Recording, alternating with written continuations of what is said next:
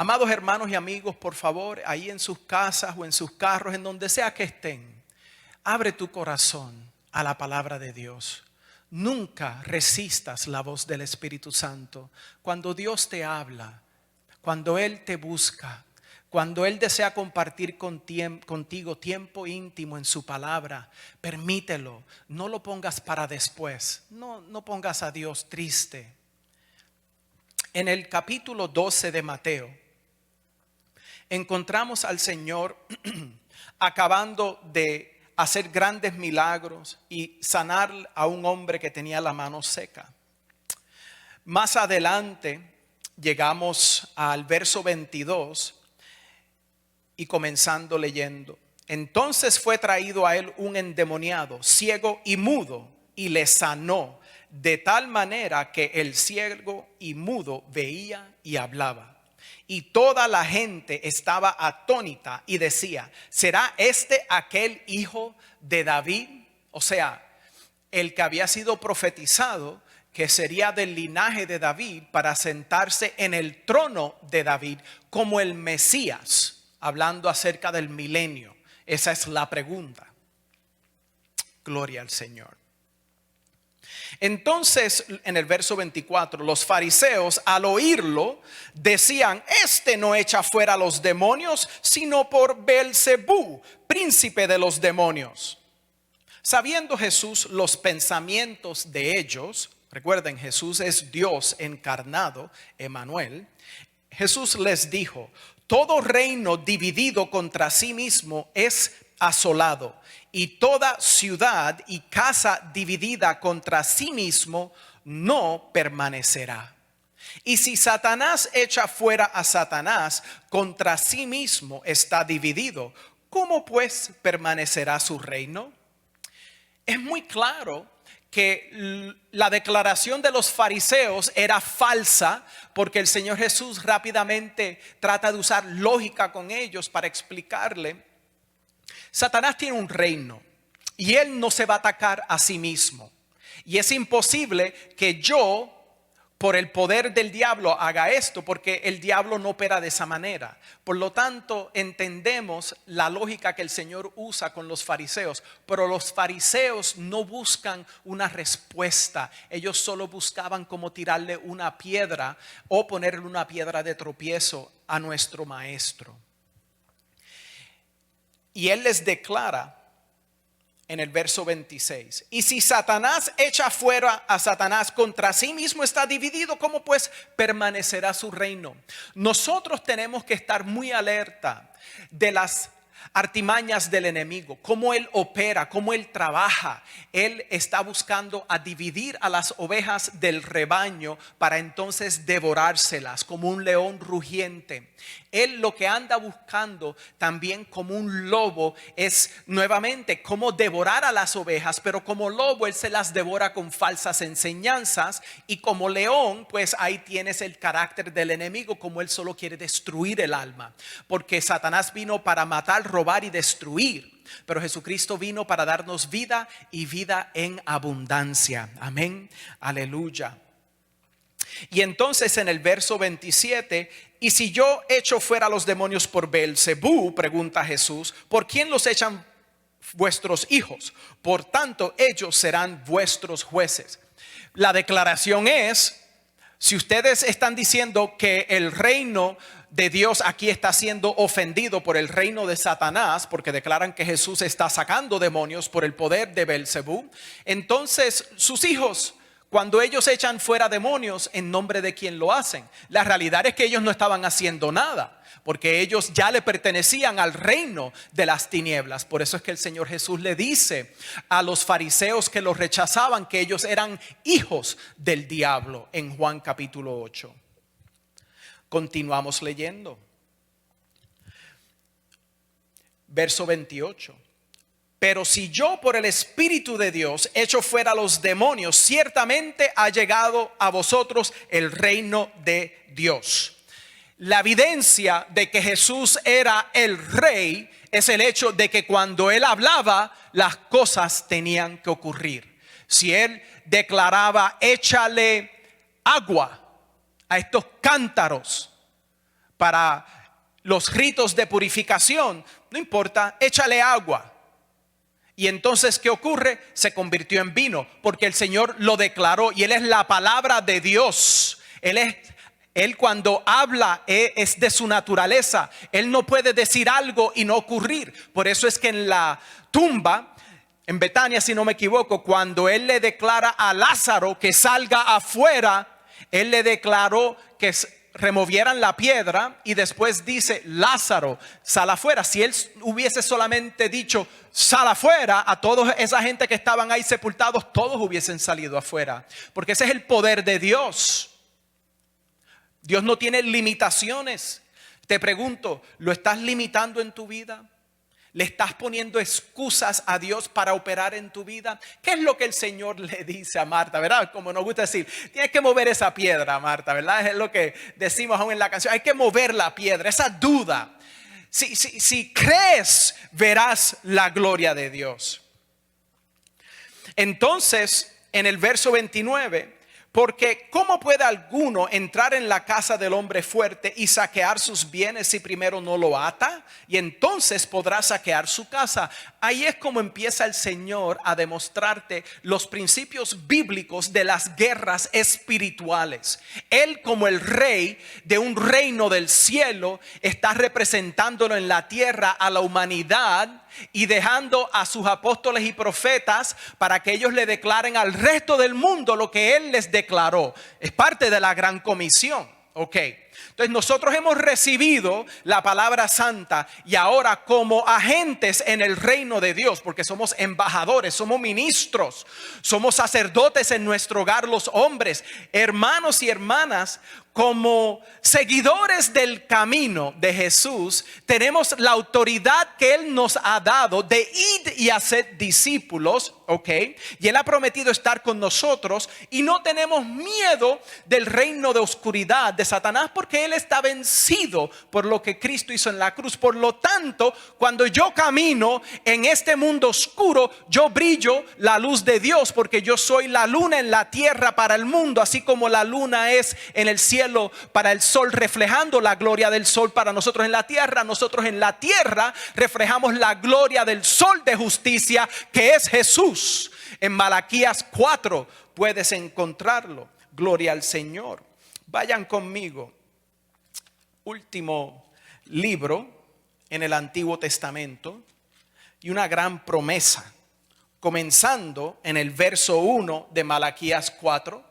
Porque he aquí viene el día ardiente como un horno. Está hablando del día del Señor cuando Él traiga juicio sobre todos. Ya eso es un gran día. Y dice, y todos los soberbios y todos los que hacen maldad serán estopa. Aquel día que vendrá los abrazará, ha dicho Jehová de los ejércitos, y no les dejará ni raíz ni rama. Por eso es que cuando tú lees los salmos en donde el Señor te da a entender, o en los proverbios, que no te preocupes cuando el malo prospera. Puedes que lo veas ahora, pero un día vas a buscarlo y ya no lo vas a encontrar más, nunca más. La Biblia dice que el hombre inicuo, el hombre maldito que rechaza la gracia de Dios y vive su vida como le da la gana, esa persona, su nombre será borrado de la memoria de los hombres. Todo hombre que construye su reino en la tierra y cree que le va a dejar grandes memorias a sus hijos y sus próximas generaciones, queda engañado, porque si hace su vida sin Cristo en la tierra, en vano edifica. Y si Cristo no edifica tu casa, en vano trabajan los trabajadores. Verso 2. Mas a vosotros los que teméis mi nombre nacerá el sol de justicia, y en sus alas traerá salvación, y saldréis y saltaréis como becerros de la manada. Aleluya, hermanos, qué bendición, gloria a Dios. Hollaréis a los malos, los cuales serán ceniza bajo las plantas de vuestros pies en el día en que yo actúe, ha dicho Jehová de los ejércitos. Wow.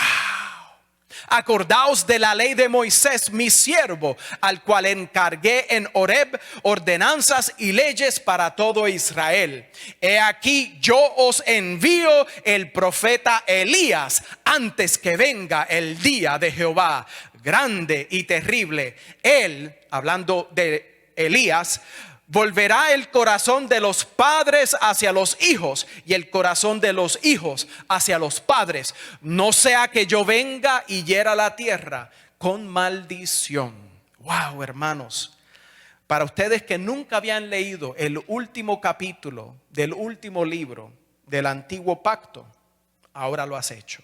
Gloria a Dios. Espero que ahora tengas interés de leer el resto de la Biblia.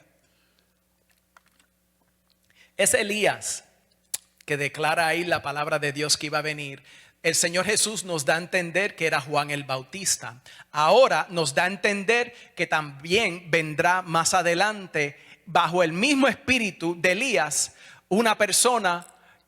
dos personas que serán los dos olivos en el tiempo de Jerusalén que está por venir, que va a ser un tiempo de temblor a las naciones, en donde la palabra declara que todo el que venga con Jerusalén y la trate de levantar como una piedra pesada será herido, porque estarán peleando contra la voluntad de Dios, porque la Biblia dice que esas personas, esas naciones que quieran tratar de dividir a la nación de Israel, ellos van a sufrir porque van a pelear contra Dios. Y si están tratando de dividir la tierra ahora mismo, entonces entendemos por qué es que nos golpean huracanes. El día en que nuestros líderes políticos le dicen a los líderes políticos en Israel que tienen que dar y ceder más tierra que Dios Altísimo le prometió a los judíos, y que se la den a los que entendemos que son enemigos, porque han declarado en sus documentos de fundación la destrucción de la nación de Israel. Por lo tanto,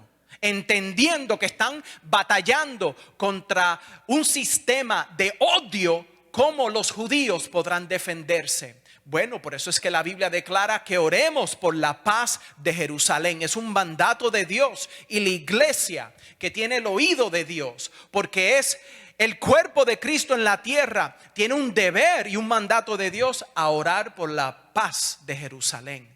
Pero sabemos que solo van a encontrar paz cuando descienda el príncipe de paz. Eso es lo que leías ahí en Malaquías 4. Ahí al final, ¿verdad? Ese verso 2, 3. Ay, hermanos, Él va a regresar a la tierra. Mi pregunta es, ¿regresará contigo? ¿Serás tú parte de ese número de los santos que serán presentados a la tierra como los hijos e hijas de Dios con cuerpos glorificados? ¿O terminarás tú en vergüenza, en juicio, rechazando la gracia de Dios? Por lo tanto, la gracia de Dios, Dios Altísimo, te rechaza a ti. Hermanos, qué pesado. El reino de Dios. Por lo tanto, en el capítulo 3 de Colosenses, en el verso 1, declara la palabra de Dios. Colosenses verso 1, capítulo 3. Si pues habéis resucitado con Cristo, buscad las cosas de arriba, donde está Cristo sentado a la diestra de Dios. Poned la mira en las cosas de arriba, no en las de la tierra, porque habéis muerto y vuestra vida está escondida con Cristo en Dios. Cuando Cristo vuestra vida se manifieste, entonces vosotros también seréis manifestados con Él en gloria. Oh, aleluya, hermano, lo captaste. Serás tú revelado en gloria. Qué bendición, qué magnífica vida que el Señor tiene preparada para sus santos. Ojo no ha oído. Ojo no ha visto, oído no ha oído, ni ha entrado en el corazón las grandes cosas que Dios tiene para revelarle a su pueblo. Pero el Espíritu Santo, que conoce las cosas de Dios profundas, nos las está revelando ya. Está dejándonos empezar a tener un banquete cuando meditas en la palabra de Dios día y noche. Cuando entras en su presencia, Él te da de su gozo, de su paz. Y tú puedes tener gran calma. Oh, aleluya. Qué bueno es el Señor. Qué bueno es. Hermanos, vamos al capítulo 3 de segunda de Pedro. Gloria a Dios. Esto es poderoso. Aleluya. verso 1. Amados, esta es la segunda carta que os escribo, y en ambas despierto con exhortación vuestro limpio entendimiento, para que tengáis memoria de las palabras que antes han sido dichas por los santos profetas, y del mandamiento del Señor y Salvador dado por vuestros apóstoles. ¿Entiendes cómo eso conecta a la gran comisión? Sabiendo primero esto, que en los postreros días vendrán burladores, andando según sus propias concupiscencias. Ellos los tenemos de alrededor. Tú prendes las noticias, tú prendes a YouTube, tú vas a escuchar a los que se burlan de los que ponen su fe en Dios. Y diciendo, verso 4, ¿dónde está la promesa de su advenimiento? Eso es su regreso a la tierra.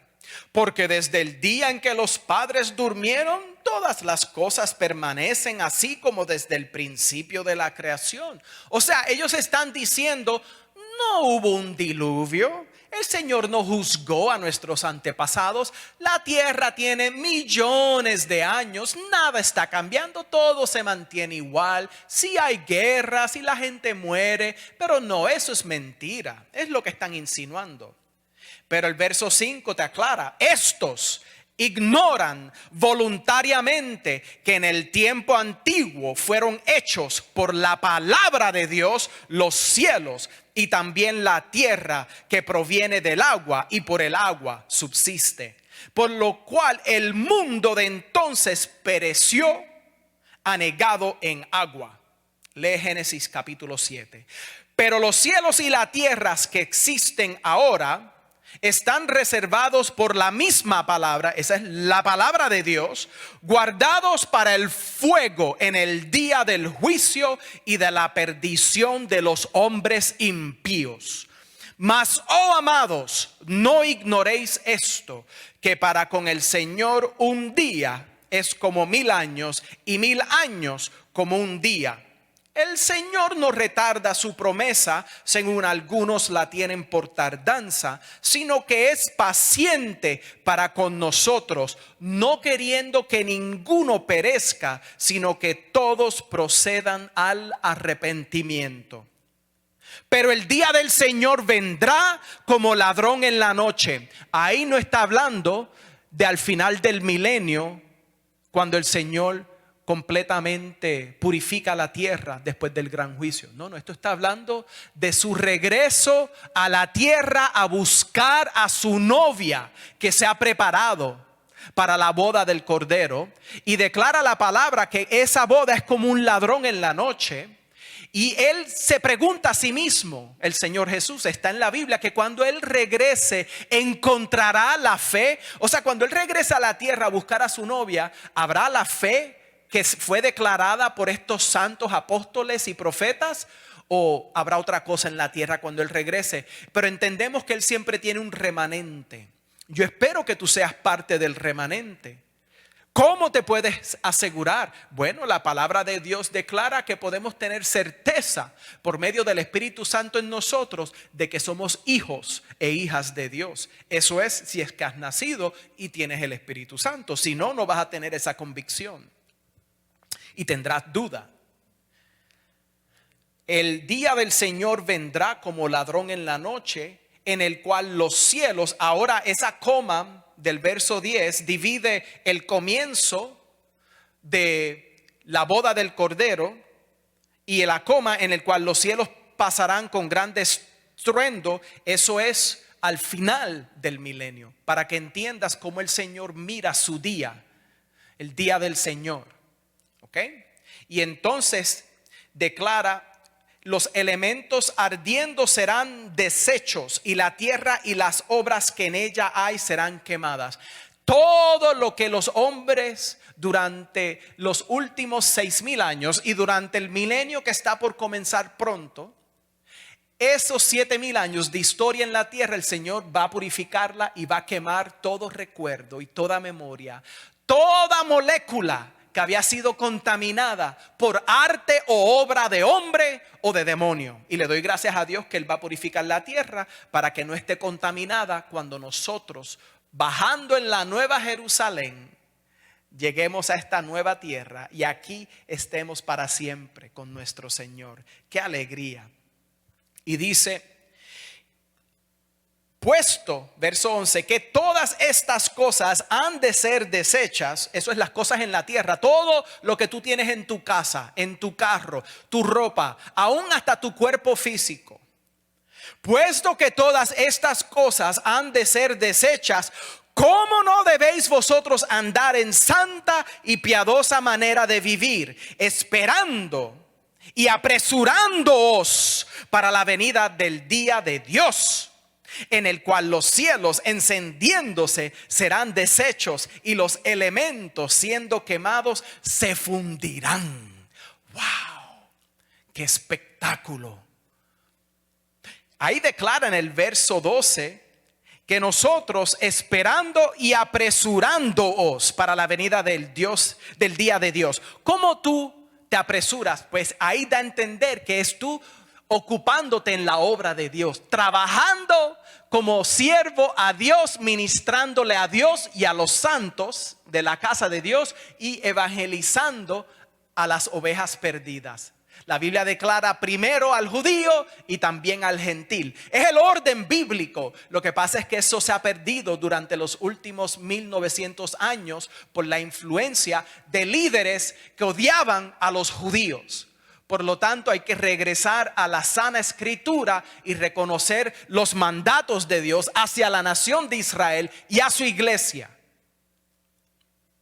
Continuamos leyendo en 2 de Pedro capítulo 3. Verso 13, pero nosotros esperamos según sus promesas cielos nuevos y tierra nueva en los cuales mora la justicia. Por lo cual, oh amados, estando en espera de estas cosas, procurad con diligencia ser hallados por él sin mancha e irreprensibles en paz. Y tened entendido que la paciencia de nuestro Señor es para salvación, como también nuestro amado hermano Pablo, según la sabiduría que le ha sido dada, os ha escrito. Aleluya. Hermanos, qué palabra tan santa, tan pura. Vívela, créela, camina en ella. Permite que la palabra de Dios te sature. No evites el mover del Espíritu Santo en tu vida. Piénsalo, hermanos. ¿Cuántas horas hay en una semana? Menos de 200 horas. ¿Tú sabías que el leer la Biblia de Génesis a Apocalipsis le toma a una persona con una educación de 6º grado solamente 72 horas el leerla de forro a forro? Eso es, si leyese sin parar por 72 horas. Sabemos que eso no es posible para un ser humano, pero sí sabemos que esas 3 horas que tú le dedicas a tu fútbol en las noches, pudieses dedicárselas a la palabra de Dios. Y divide 3 en 72 y ahí sabes cuántas noches te tomaría leer la Biblia. Un mes nada más. Hermanos, ya es hora que nos pongamos a ejercer nuestros músculos espirituales, echemos hacia el lado las excusas y corramos esta carrera. Aleluya. Que el Señor los bendiga, hermanos.